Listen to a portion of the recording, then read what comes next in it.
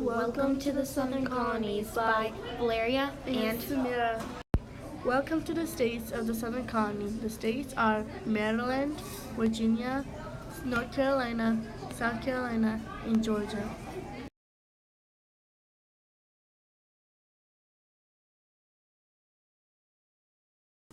Slaves are property of plantation or farm owners. Slaves are forced to work against their wills.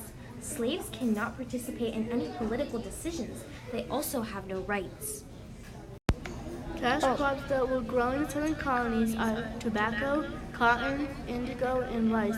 You make a lot of money off these cash crops. It's fine. I like it. Do you? Yeah.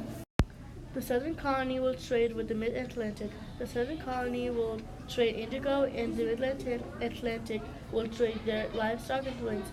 Then they will go to the county seat, and other people will buy the products. The Appalachian Mountains are east from the southern region. The Piedmont region has many good harbors and rivers. The climate in the southern region is very humid and damp and great for farming.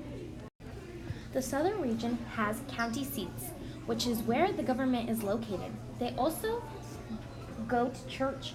They held dances and traded crops for their goods. Slaves were bought and sold at the county seats.